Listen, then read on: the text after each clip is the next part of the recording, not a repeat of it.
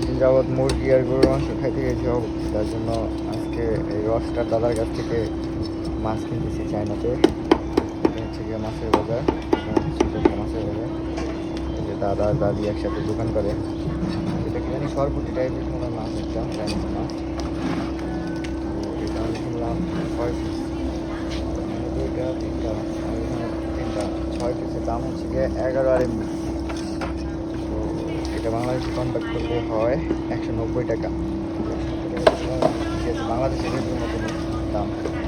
বাংলাদেশে মনে হয় তো 250 টাকা নিচে দেবো না এটা। ঠিক আছে, 90 টাকা দিয়ে বাইরে খেলাম।